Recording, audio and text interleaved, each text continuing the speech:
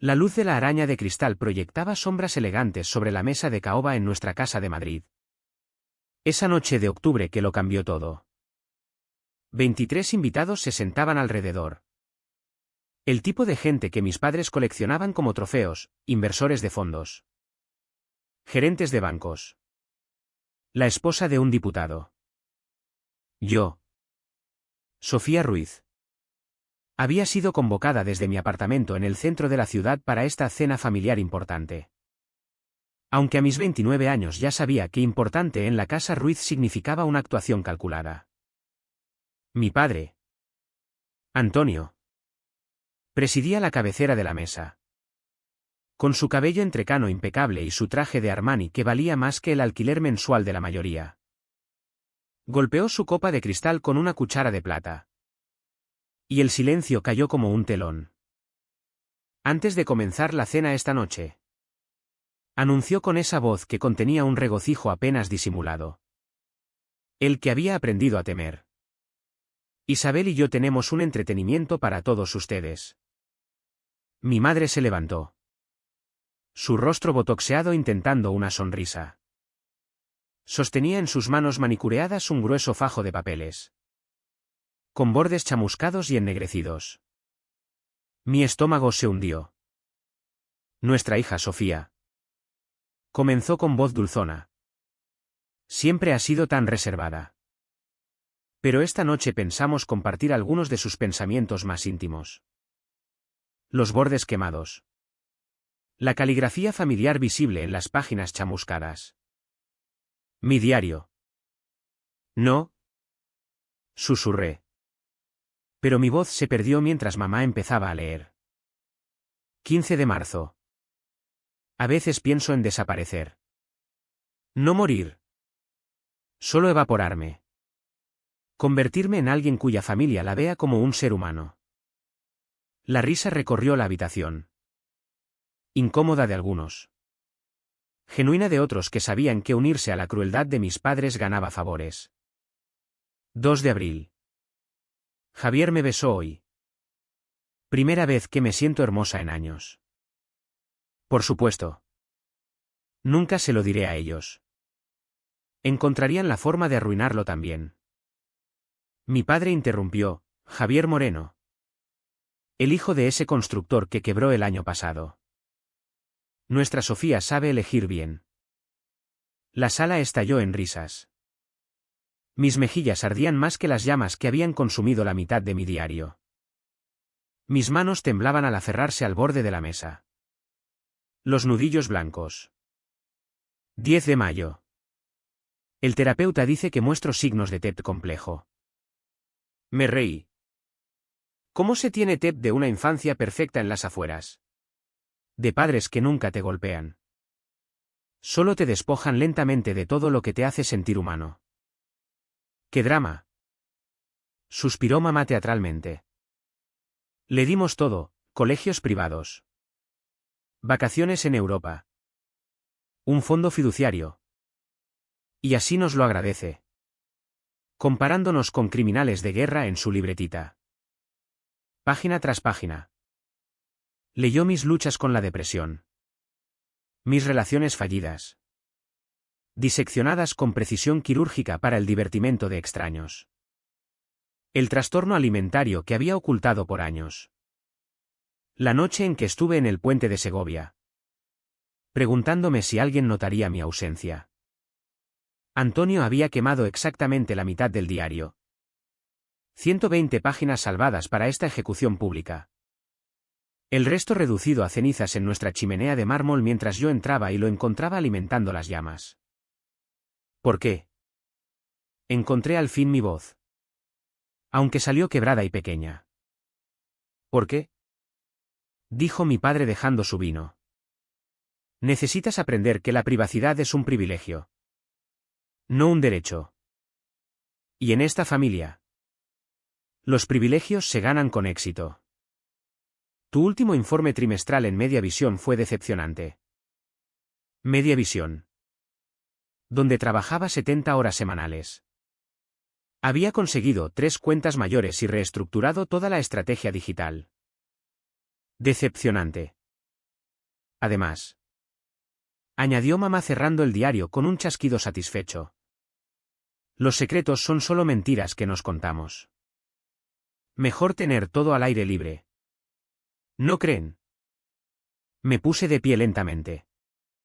Las piernas inestables. 23 pares de ojos me miraban. Algunos con lástima. Otros divertidos. La mayoría aliviados de que no fueran ellos. Disculpen. Logré decir. La voz apenas un susurro. Oh. Siéntate. Sofía. Ordenó Antonio. La cena ni siquiera ha empezado. Pero ya caminaba. Mis tacones resonando contra el suelo de mármol. Cada paso me alejaba de la sala. De sus risas. De las cenizas de mi privacidad esparcidas sobre su alfombra persa. Detrás de mí. Oí a mi madre anunciar alegremente, bueno. Eso fue entretenido. ¿Quién está listo para el cordero? Llegué al baño antes de que las lágrimas brotaran. Pero ya no eran de tristeza o vergüenza. Eran lágrimas de ira pura. Cristalizada. Y en ese momento, de pie en el baño de invitados de mis padres con el maquillaje corrido y mi mundo expuesto, tomé una decisión. Querían jugar con fuego. Les mostraría lo que significa quemarse. Crecer en la casa Ruiz significaba vivir bajo un microscopio. Cada movimiento catalogado. Cada decisión escrutada. Cada logro nunca del todo suficiente. Tenía 7 años cuando aprendí que el amor en nuestra familia venía con hojas de cálculo. Antonio había creado una matriz de rendimiento real para sus hijos, calificaciones. Actividades extracurriculares. Presentaciones sociales.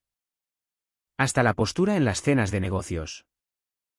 Verde significaba aceptable. Amarillo. Necesita mejora. Rojo. Consecuencias. Viví mi infancia en amarillo perpetuo. Sofía sacó otra B en matemáticas. Anunciaba mi madre en la cena. La voz goteando decepción. Diego consiguió una en arte. ¿Arte? ¿No es maravilloso? Diego. Mi hermano menor por 3 años. Podía respirar y recibir aplausos. Su promedio de notable era prometedor. Mi 9,5 era falta de dedicación. Cuando él dejó el piano tras 2 clases. Estaba explorando intereses. Cuando yo pedí cambiar del violín a la guitarra. Era incapaz de comprometerse. A los 10 años. Desarrollé un sistema, despertar a las 5 de la madrugada. Para practicar violín antes del colegio. Mantener notas perfectas mientras equilibraba el equipo de debate. El consejo estudiantil y el modelo de Naciones Unidas. Sonreír en sus cenas de negocios. Hablar solo cuando me hablaban. Nunca contradecir. Nunca cuestionar. Volverse invisible cuando no se necesitaba. Perfecta cuando se observaba. El control iba más allá de lo académico. Mi madre inspeccionaba mi habitación diariamente. Pasando el dedo por superficies en busca de polvo. Revisando el armario por precisión organizativa. Me pesaba cada domingo por la mañana. Anotando los números en un cuadernito de cuero. Una dama se mantiene. Decía. Agregando o quitando comida de mi plato según correspondiera. Nadie respeta a una mujer que no controla su propio cuerpo. Recuerdo el incidente de la fiesta de cumpleaños cuando tenía 12 años. Me habían invitado al pijama de Ana García. Mi primera invitación social real no orquestada por mis padres. Estaba mareada de emoción. Seleccionando con cuidado mi pijama. Envolviendo el regalo de Ana con papel comprado con mi mesada. 1 hora antes de la fiesta. Antonio me llamó a su estudio. He estado pensando. Dijo sin levantar la vista de su portátil. Los García no son realmente nuestro tipo de gente. El padre de Ana trabaja en gerencia media. Asociarse con la mediocridad es contagioso. Pero papá. Ya dije que. He llamado a la señora García. Le expliqué que te has enfermado. Pasarás la noche repasando latín. El éxito requiere sacrificios. Sofía. Aprendí a no hacer amigos después de eso. Dolía menos que perderlos. La vigilancia se intensificó en el instituto. Instalaron software de rastreo en mi móvil. Cámaras en el coche. Mi madre accidentalmente se topaba conmigo en el centro comercial. En cafeterías. Siempre con esa sonrisa brillante que nunca llegaba a los ojos. Solo quería asegurarme de que haces buenas elecciones. Gorjeaba. Evaluando a quienquiera que estuviera conmigo como un depredador midiendo a su presa.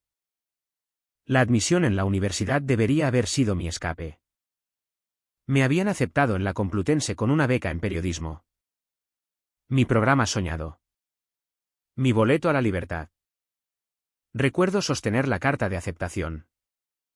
Las manos temblando de posibilidad. Antonio la hizo trizas frente a mí. Ya he aceptado tu plaza en la Escuela de Negocios de la Universidad de Barcelona. Me informó. El periodismo es un campo moribundo para niños idealistas. Estudiarás algo práctico. Algo que contribuya al legado familiar. Pero yo gané. No ganaste nada. Nosotros proporcionamos el entorno para tu éxito. Elegimos tus colegios. Tus tutores. Tus oportunidades.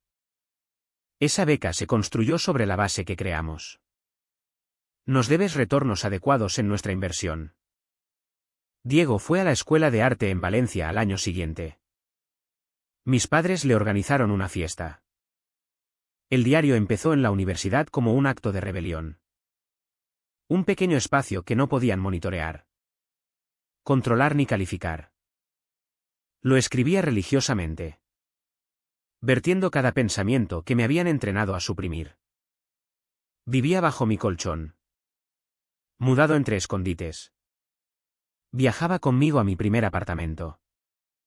Por 7 años. Fue mi único confidente. El único testigo de mi yo real. No la actuación. No el disfraz de hija perfecta que llevaba como armadura. Sino el ser humano debajo de su creación manufacturada. Cuando lo quemaron, no solo destruyeron papel y tinta. Incineraron la última pieza privada de mi alma. Luego la sirvieron como entretenimiento con el plato de sopa. Pero lo que Antonio e Isabel nunca entendieron del control es que cuanto más aprietas, más presión se acumula. Pensaban que moldeaban un diamante. Comprimido e impecable. En realidad, creaban una bomba. Y cada humillación. Cada elección robada. Cada momento en que me recordaban que era su propiedad en vez de su hija. Todo se convertía en metralla.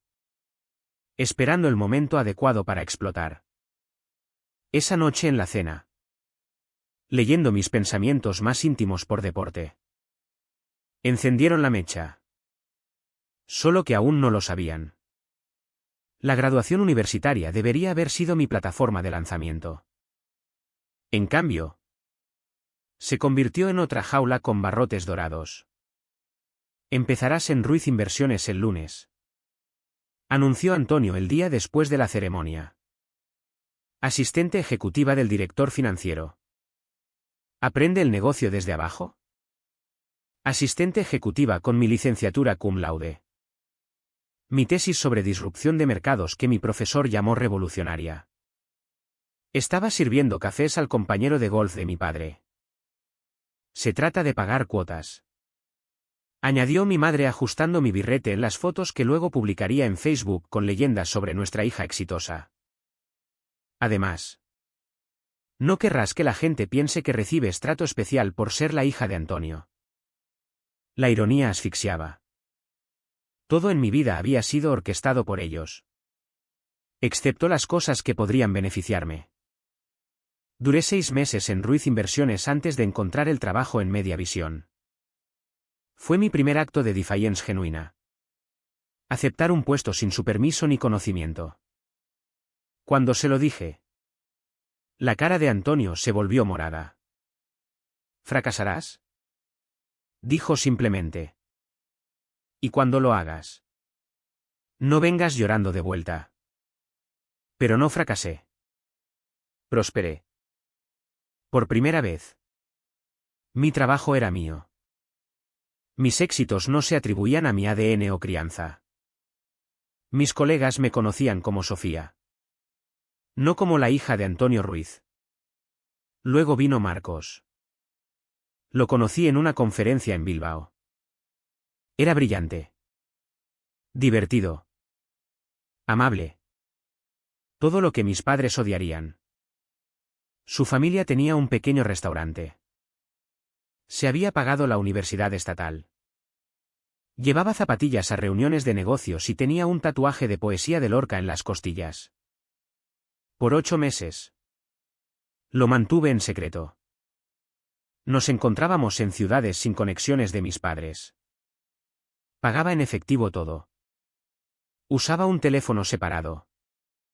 Creaba mentiras elaboradas sobre viajes de trabajo. Tenía 26 años. Escabulléndome como una adolescente.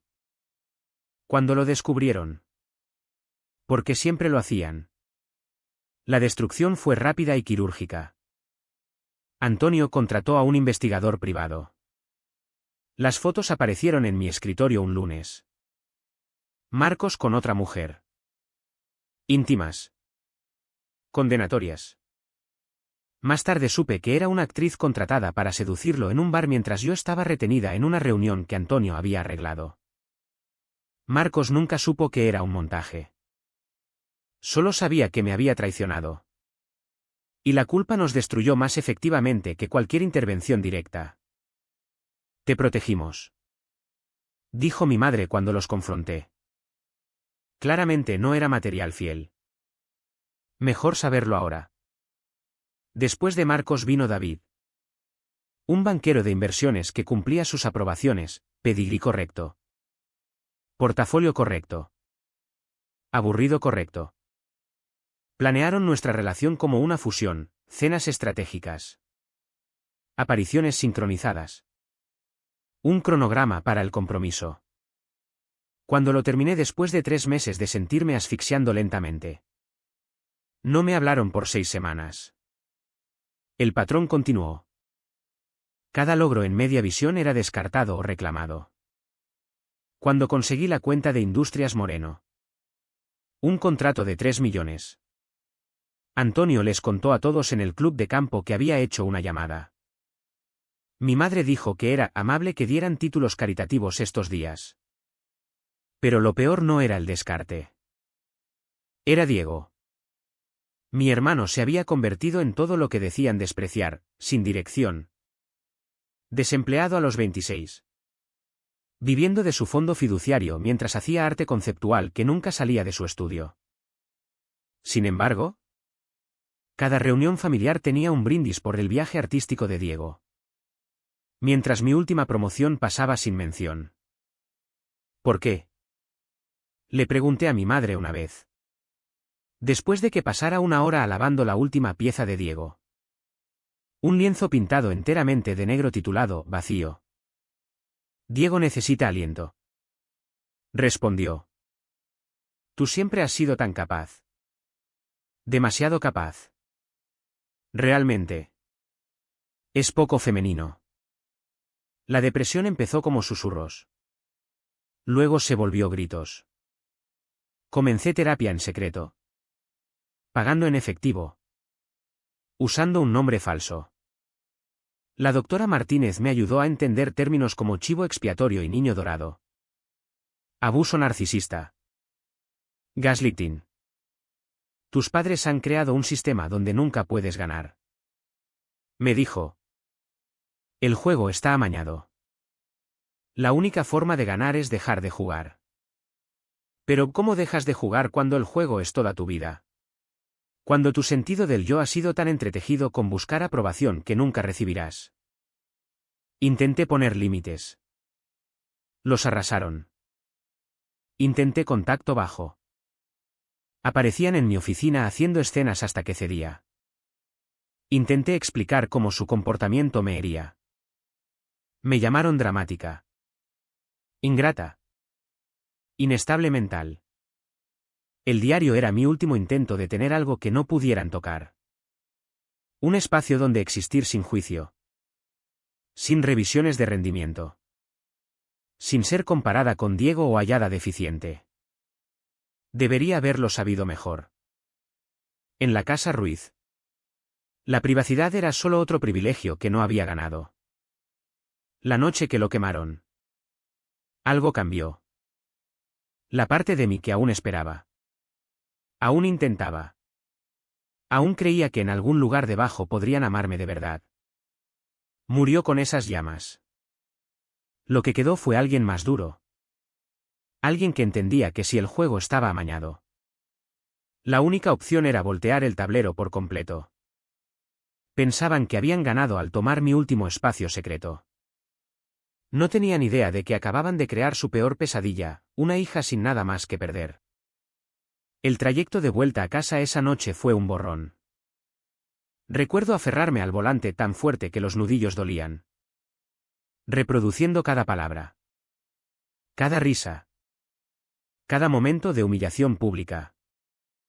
Mi móvil vibraba incesantemente. Mensajes de invitados a la cena. Algunos ofreciendo simpatía vacía. Otros apenas ocultando su diversión. Uno de Elena Vargas. Una colega que había estado en la cena, Dios mío. Sofía. No tenía idea de que las cosas fueran tan intensas con tu familia. ¿Estás bien? No. No estaba bien. Estaba eviscerada. Mi apartamento se sentía diferente al entrar. Más pequeño. Como si las paredes hubieran absorbido la vergüenza que traje conmigo. Me quedé en la sala. Aún en mi vestido de cóctel. Y grité hasta que la garganta quedó en carne viva. Luego tiré cada marco de fotos con caras de mi familia a una bolsa de basura. El sonido del vidrio rompiéndose era extrañamente terapéutico. ¿A las 3 de la madrugada? Aún despierta. Laptop abierta. Revisando correos de trabajo. Allí estaba. Un email de Antonio enviado una hora después de que me fui, Sofía. Tu salida poco profesional esta noche fue notada por varios clientes importantes. Espero un apology escrito enviado a todos los asistentes para el lunes por la mañana. Además, tu revisión de rendimiento del tercer trimestre en media visión me ha sido forwarded. Necesitamos discutir tu continua mediocridad. Ruiz. Mediocridad. Había aumentado ingresos en un 18% en un mercado a la baja. Pero nada sería suficiente. El domingo trajo más repercusiones. Mi madre publicó en Facebook, cena encantadora con amigos anoche. Tan bendecida de estar rodeada de gente exitosa que entiende el valor del trabajo duro y la piel gruesa. Agradecida familia ante todo. Los comentarios llovieron. Sus amigas de sociedad alabando su gracia. Su hogar. Su hermosa familia. Nadie mencionó a la hija que había sido fileteada para entretenimiento. El lunes en media visión fue agonizante. La palabra se había esparcido. El mundo de negocios de Madrid era pequeño. Susurros en los pasillos. Miradas de lástima. Un email de un cliente o hilo de la cena. ¿Qué familia tan intensa? Me encerré en mi oficina. Fingiendo trabajar mientras la rabia bullía. Esa noche. Llamé a mi mejor amiga de la universidad. Laura. Abogada especializada en delitos financieros. Necesito ayuda. Le dije. La voz temblando. Para destruirlo todo. Laura no parpadeó. Cuéntame. Pasamos horas esa noche planeando. Primero, el daño financiero. Antonio había construido Ruiz Inversiones sobre una red de compañías fantasma, lavando dinero de inversores a cuentas offshore. Laura tenía contactos en la agencia tributaria que podrían confirmar lo que yo sospechaba desde años. Luego, la fundación de mi madre, Isabel Ruiz por la Educación, que recolectaba millones para escuelas en Latinoamérica, pero construía poco más que fachadas para desgravaciones fiscales. Y finalmente, la carpeta de chantaje que Antonio mantenía en su servidor privado, fotos de AFAES, escándalos enterrados, registros sellados de jueces y políticos. Esto es explosivo, dijo Laura. Pero peligroso. ¿Estás segura? Quemaron mi alma y se rieron. Respondí. Sí. Estoy segura. Recluté a mi asistente en Mediavisión, Carla, que odiaba a Antonio por cómo había tratado a su padre en un negocio fallido. Carla tenía acceso a los servidores de Ruiz Inversiones a través de un backdoor que había dejado un ex empleado. En 2 semanas. Teníamos documentos, transferencias bancarias, emails incriminatorios, recibos de compras lujosas disfrazadas como donaciones. La fundación había construido una sola escuela en Perú por 300.000 euros. Pero recaudado 8,7 millones. El resto, un piso en París. Joyas. Vacaciones de inspección a destinos donde nunca se levantó un ladrillo. La carpeta de chantaje era peor, un senador chantajeado por el récord juvenil de su hijo. Una jueza por un affair pasado. Media élite de Madrid atada por hilos invisibles. Necesitas una plataforma, dijo Laura. Algo público. Innegable. La conferencia anual de Mediavisión en 2 meses. Yo presentaría la nueva iniciativa de comunicaciones estratégicas. La haré sobre transparencia, dije. Y revelaré todo. Construí la presentación en secreto. 43 slides, evidencia. Vídeos. Grabaciones. Laura aseguró que todo fuera legal, documentos obtenidos vía whistleblower. Grabaciones en espacios públicos. La cargué en mi laptop y en un servidor nube que autopublicaría en redes sociales de Mediavisión 5 minutos después de empezar. Incluso si cortaban la luz, la verdad se esparciría. Laura me ayudó a organizar la evidencia cronológicamente, construyendo una narrativa que ni el público más escéptico podría descartar. Empezamos con el diario quemado, había tomado fotos de los restos chamuscados. Capturas de las publicaciones de mi madre en Facebook jactándose de su cena. Luego pasamos al patrón de abuso, los delitos financieros y finalmente la carpeta de chantaje. ¿Necesitas vídeo?, insistió Laura. Los documentos se pueden disputar.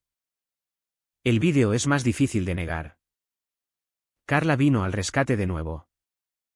Logró grabar a Antonio en su oficina, gritando a una empleada junior hasta hacerla llorar. Luego riendo con un colega, la gente débil merece lo que recibe. Como mi hija. 29 años y aún quejándose en un diario como una adolescente. También tenía mi propia grabación de 2 semanas antes.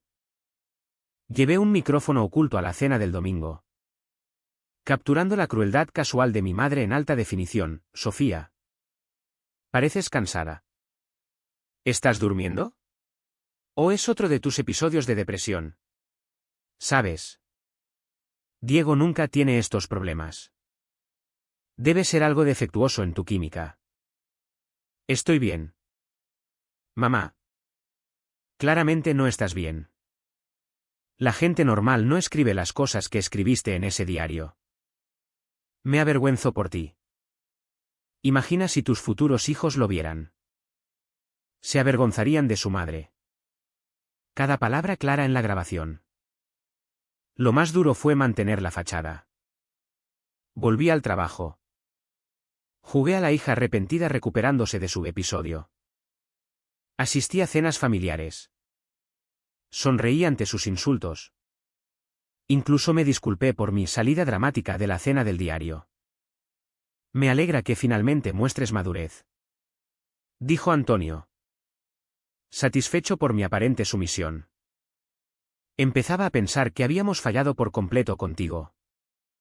3 semanas antes de la conferencia. Hice algo riesgoso. Los invité a asistir a mi presentación. Significaría tanto tenerlos allí.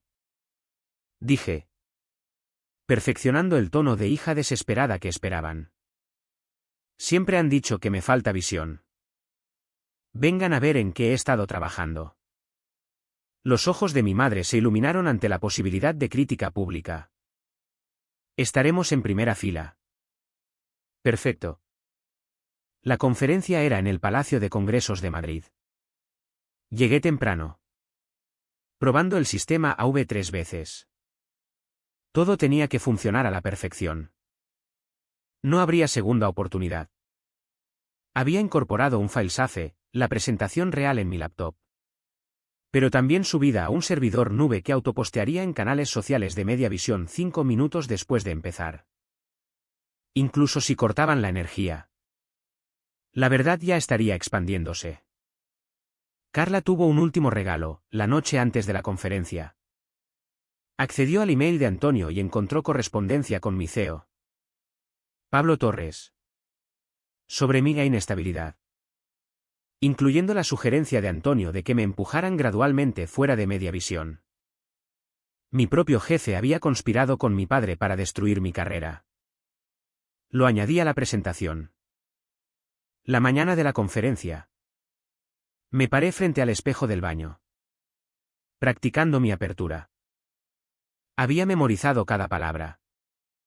Cada transición. Ya no era solo venganza. Era por cada hijo cuyos padres habían aplastado su espíritu. Cada empleado que Antonio había destruido. Cada persona que mi madre había humillado por deporte. Laura llamó mientras salía, aún puedes retractarte. Tenemos suficiente evidencia para manejarlo por canales legales. Canales legales que manipularán y demorarán por años. Respondí. Esto termina hoy. El salón estaba abarrotado, 300 rostros de la élite empresarial de Madrid. Representantes de medios con cámaras. El icono de transmisión en vivo parpadeaba rojo en la esquina de la pantalla. La presentación se emitiría a otros 1000 espectadores en línea. Antonio e Isabel se sentaban al frente. Mi padre revisando su móvil. Mi madre inspeccionando la sala como una reina en corte. Diego no vino. Demasiado temprano para él. Probablemente. Pablo Torres me introdujo con entusiasmo falso. Sofía Ruiz presentará nuestra nueva iniciativa de comunicaciones estratégicas. Caminé al podio. Mis tacones resonando en el escenario. Mis manos firmes. Mi voz clara. Buenos días. Comencé. Hoy quiero hablar de la verdad en los medios. De las historias que contamos y las que ocultamos. Del poder de la transparencia en una era de fachadas curadas con cuidado. Antonio levantó la vista de su móvil. Sintiendo algo fuera en mi tono. Pero primero. Continué. Clicando al primer slide real. Déjenme contarles sobre una cena donde mis padres quemaron mi diario privado y leyeron 120 páginas en voz alta para entretenimiento. La sala se movió, confusión. Interés. Anticipación de drama. El rostro de mi madre palideció. Mi padre empezó a levantarse. Siéntate. ¿Antonio? Dije al micrófono. Mi voz ecoando en el salón. Me enseñaste que salir era poco profesional. Así que siéntate y mira el show. Al fin y al cabo. Siempre has amado una buena actuación. La pantalla detrás de mí se iluminó con la primera evidencia, la foto de mi diario chamuscado. La publicación de Facebook de mi madre. Y luego. Con mi voz más clara. Comencé, déjenme contarles la verdad sobre el imperio de la familia Ruiz. Déjenme mostrarles que financia realmente sus galas de caridad y membresías en clubs. Déjenme presentarles al verdadero Antonio e Isabel Ruiz. La presentación había empezado. 43 slides. 30 minutos. Para cuando terminara. El Madrid que conocían ya no existiría. Y tampoco la Sofía que una vez suplicó su amor. El primer slide pendía en el aire como una hoja de guillotina. Mi diario quemado. Las publicaciones de Facebook. La lista de invitados a la cena con sus afiliaciones corporativas destacadas. El 15 de octubre.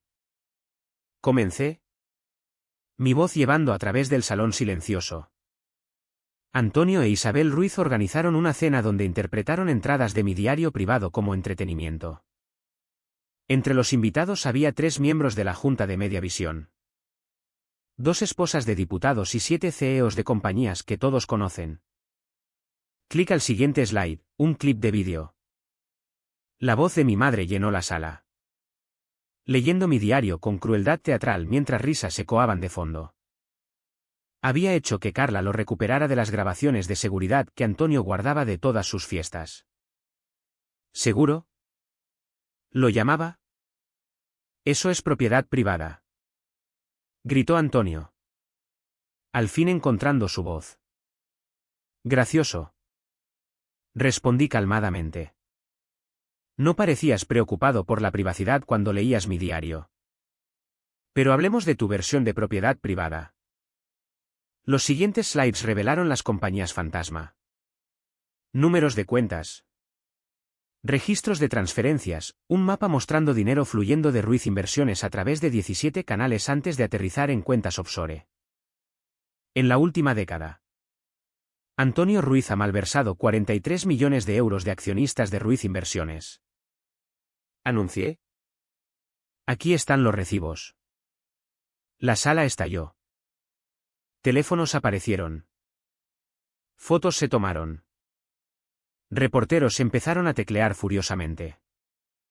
Isabel intentó irse pero encontró su camino bloqueado por fotógrafos que se habían movido a los pasillos. Regresó a su asiento. Su rostro una máscara de furia. Ahora hablemos de la Fundación Isabel Ruiz. Continué. Clicando a la siguiente sección. Una escuela construida en Perú. Costo, 300.000 euros. Donaciones totales recaudadas, 8,7 millones. ¿Dónde fue el resto? Mostré recibos, el piso en París. Compras de joyas. Vacaciones facturadas como visitas a sitios en países donde nunca se construyó una escuela. Esto es calumnia. Chilló mi madre. Te demandaré por todo. La verdad es defensa absoluta contra la calumnia. Respondí. Y hablando de verdad. Escuchemos lo que realmente piensas de tu trabajo caritativo. Reproduje la grabación de Carla, mi madre al teléfono. Riendo sobre esos idiotas que doñan pensando que ayudan a niños pobres. Como si yo pusiera un pie en Perú. Pablo Torres estaba de pie ahora. Gesticulando frenéticamente al equipo AV. Pero les había pagado bien para tener dificultades técnicas los próximos 20 minutos. Parte 3. Anuncié, los archivos de chantaje. La pantalla se llenó con la carpeta seguro de Antonio, fotos de affairs. Documentos de escándalos enterrados. Registros sellados. Senador Moreno. Dije mirando directamente a un hombre en la tercera fila que había palidecido. ¿Sabía que Antonio lo ha chantajeado por 3 años por el récord de su hijo expurgado? Aquí el rastro de emails. Jueza Patricia Hernández. Continué. Encontrando su rostro horrorizado en la multitud. Ese affair que terminó hace 5 años. Antonio tiene fotos. Las ha usado 2 veces para influir en sus fallos. Uno por uno. Los expuse. Los hilos de marioneta que Antonio había atado a media élite de Madrid. La sala era caos ahora, gritos. Negaciones. Gente intentando irse pero atraída de vuelta por el horrible magnetismo de ver sus mundos implosionar. Estás destruyendo todo. Rugió Antonio. Su rostro morado de rabia. No. Corregí. Estoy revelando lo que ya estaba destruido. Solo lo ocultabas bien. Clica el vídeo de Antonio gritando a su empleada. Luego riendo. Luego la compilación que Carla había hecho, 12 instancias de abuso verbal capturadas en cámara. Esto es quien realmente es Antonio Ruiz. Dije. Este es el hombre con quien han hecho negocios. Luego vinieron las grabaciones de mi madre, su crueldad casual. Su manipulación admitida. Su confesión a su terapeuta y obtenida por métodos que Laura aseguró eran lo suficientemente legales de que no sentía nada por sus hijos excepto decepción. Casi terminó. Anuncié mientras la seguridad finalmente se movía hacia el escenario. Pero primero. Una última pieza de verdad. El slide final era mi propia confesión. No soy una víctima. Leí de la pantalla. Soy la consecuencia. Cada crueldad crea su respuesta. Cada humillación planta una semilla. Quemaron mi diario y rieron mientras leían mi dolor. Simplemente devuelvo el favor. La única diferencia es que mi evidencia es real. Documentada e innegable. La seguridad llegó al escenario. Pero era tarde. La presentación se había autoposteado en redes por 25 minutos. La transmisión en vivo lo había capturado todo. Reporteros salían corriendo a archivar historias. Mientras la seguridad me escoltaba fuera del escenario. Me detuve en los asientos de mis padres. Se sentaban congelados. Su imperio desmoronándose en tiempo real mientras teléfonos zumbaban con alertas sobre la presentación viral. Me hicieron exactamente lo que querían. Les dije en voz baja. Implacable. Estratégica. Dispuesta a hacer lo que sea para ganar. Felicitaciones. Su crianza funcionó perfectamente. La máscara de mi madre se quebró por completo. Nos has arruinado. Tu propia familia. No. Dije. Sorprendiéndome por lo calmada que me sentía. Ustedes nos arruinaron hace años. Solo mostré las ruinas a todos. Antonio se levantó lentamente. Su presencia imponente disminuida. Pareciendo repentinamente viejo. ¿Piensas que has ganado? Te has destruido también. Nadie te contratará. Serás una paria. Tal vez. Accedí. Pero seré una paria libre. Eso es más de lo que fui como su hija. La seguridad me llevó lejos. Pero no esposada. Ningún crimen en decir la verdad. Laura se había asegurado de eso. Cada documento obtenido legalmente. Cada grabación admisible. El salón detrás de mí explotó en caos. A través de las puertas. Podía oír gritos. Acusaciones. La voz de Antonio intentando mantener control sobre una sala que ya no le temía. Pablo Torres me alcanzó en el lobby. Su rostro ceniciento. Estás despedida. Obviamente. Obviamente. Accedí. Pero quizás deberías preocuparte más por la investigación de la CNMV que está por llegar a tu escritorio. Esos emails con Antonio sobre empujarme fuera son parte de un patrón de fraude de valores. El bufete de Laura Blanco se pondrá en contacto. Salí del Palacio de Congresos a la brillante mañana madrileña. Mi móvil explotaba con llamadas. Textos. Solicitudes de entrevistas. Lo apagué. Por primera vez en 29 años. No tenía nada, ni familia. Ni trabajo. Ni vida construida con cuidado. También nunca me había sentido más viva.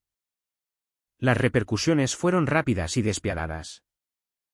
En 3 horas. Escándalo Ruiz era tendencia nacional. El vídeo se había compartido más de 1 millón de veces. Furgonetas de noticias rodeaban la sede de Ruiz Inversiones. La Guardia Civil ya había emitido un comunicado sobre abrir una investigación por los delitos financieros que expuse. Me senté en la oficina de Laura viéndolo desplegarse en múltiples pantallas. Cada cadena mayor lo cubría, dinastía madrileña destruida por la presentación devastadora de su hija. El diario que derribó un imperio. Decía otro titular. Antonio ha sido arrestado. Anunció Laura leyendo de su móvil. Agentes federales lo sacaron de su oficina hace una hora. La Junta ha convocado una reunión de emergencia para removerlo como CEO. No sentí nada, ni satisfacción, ni arrepentimiento. Solo un extraño vacío donde mi familia solía estar. Las cuentas de Isabel han sido congeladas. Continuó. La fundación está bajo investigación. 3 diputados ya se han distanciado de tus padres. Y Pablo Torres acaba de anunciar su renuncia de Media Visión para perseguir otras oportunidades. Mi móvil. Cuando al fin lo encendí, tenía 847 mensajes. La mayoría los borré sin leer. Pero uno me hizo pausar. Diego, has destruido todo. Se han ido. La casa está rodeada de reporteros. No entiendo cómo pudiste hacernos esto. Respondí, ellos se lo hicieron solos. Solo encendí las luces. No contestó. Las ofertas de trabajo empezaron en días, compañías tech que valoraban la transparencia radical. Startups que querían a alguien sin miedo a desafiar el status quo. Una editorial me ofreció un contrato para un libro. Netflix quería los derechos de la historia. Las rechacé todas. En cambio, tomé un puesto en el bufete de Laura. No por venganza o estrategia, sino para ayudar a otros a escapar situaciones como la mía. Resulta que había muchos como yo, exitosos en papel. Huecos por dentro. Atrapados por familiares que nos veían como extensiones de su ego en vez de humanos separados. 3 semanas después de la presentación, recibí una llamada de un número desconocido. ¿Sofía? La voz era débil. Casi irreconocible. Soy tu madre. Casi colgué. Llamo desde el teléfono de Janet. Continuó, refiriéndose a su hermana. Estoy quedándome con ella en Barcelona. La casa ha sido embargada. Todo se ha ido. ¿Qué quieres? Una larga pausa. Quería decirte que ya no eres mi hija. Estás fuera de todo. No que quede nada. Nunca perdonaré esto. Lo sé. Dije simplemente. No pido perdón. Entonces, ¿qué quieres? Conseguiste tu venganza. Nos destruiste completamente. Pensé en ello. ¿Qué quiero? Quería que me vieras. Solo una vez. No como tu fracaso o tu proyecto o tu entretenimiento. Solo como una persona. Pero ni siquiera pudiste cuando sangraba en tu piso de comedor. Colgó. Antonio nunca me contactó. Oí por canales legales de Laura que le habían denegado fianza. Riesgo de fuga. El juicio empezaría en 6 meses.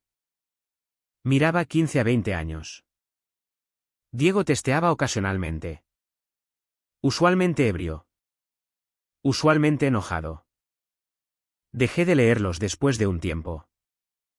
Tendría que encontrar su propio camino del naufragio. Como yo. 6 meses después. Estaba en una cafetería cuando reconocí a una mujer en la mesa de la esquina, Elena Vargas. Que había estado en esa cena. Me vio y se congeló. Debatiendo si reconocerme. Finalmente. Se acercó. ¿Sofía? Dijo con cuidado. Quería disculparme por esa noche. Por reír. Fue cruel y sabía que estaba mal. Pero fui demasiado cobarde para decir algo. Todos lo fuimos. Esa era su poder. Respondí. Hacernos a todos cómplices en la crueldad. Asintió. Lágrimas en los ojos. ¿Estás bien después de todo? Consideré la pregunta. Mis padres se habían ido, Antonio en prisión. Isabel desaparecida en la casa de su hermana en Barcelona. Un fantasma de su yo anterior.